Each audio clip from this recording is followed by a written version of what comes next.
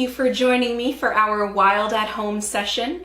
For those of you who I have not met, my name is Tori, and I'm the Outreach Educator for the Friends of the WNC Nature Center, which means that I am the Traveling Animal Lady. So usually I drive around town bringing animal education programs to schools and libraries and retirement facilities and all sorts of other places who can't necessarily visit the Nature Center. But while we are closed, I am bringing animal education programs right to your homes.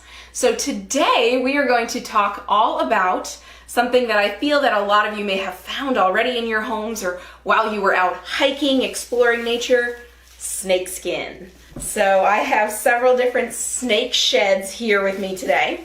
And what I thought we could do is talk about how to tell the difference between a venomous and a non-venomous snake just by looking at the shed. So a lot of the times we'll have people contact the Nature Center saying, we found a snake shed in our attic, or we found a snake shed in our basement, and we don't know what kind of snake it's from. Is there a way to tell? And it really does depend on the individual shed. Sometimes you can identify what sort of species the snake is by looking at the shed, but you can always identify whether or not that species is venomous by looking at the snake shed. So I'm going to teach you guys a really simple trick that you can use so that if you find a snake shed in your house or anywhere else and you want to make sure that there's not a copperhead or a rattlesnake living in your basement or your attic, you can check that out really easily. So if you all are ready, we are going to explore some snake shed. So when you're looking at your snake shed, you want to make sure that you're looking at the belly.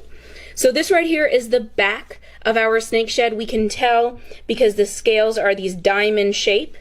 And then when you flip your shed over, you'll see that the scales on the belly are going to be these long, thin rectangles. So that's the side that you want to be looking at when you're identifying whether this is from a venomous or a non-venomous snake.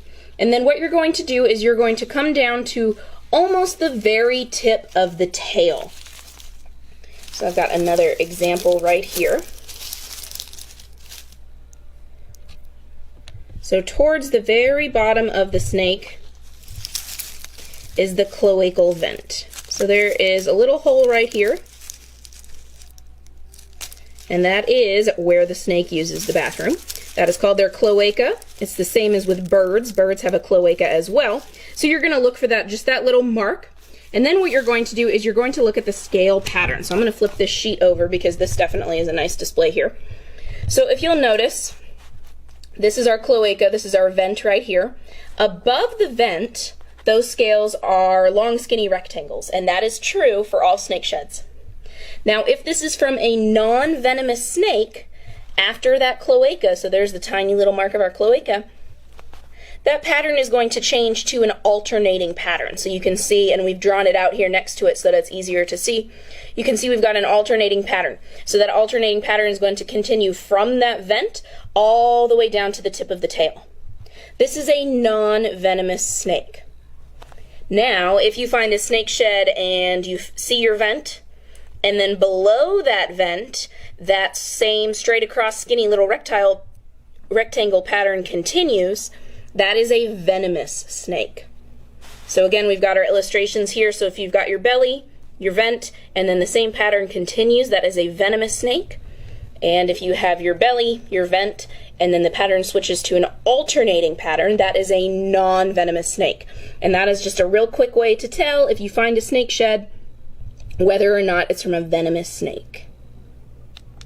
All right, thank you so much for joining me for our Wild at Home session. I hope you all learned a little something about snakes today. If you find snake shed while you're out hiking or in your own attic or basement or anywhere else, please feel free to take a picture of that snake shed and upload it. We would love to see what you discovered. Thank you all so much for joining me, and I will see you next week for our next Wild at Home session. Bye.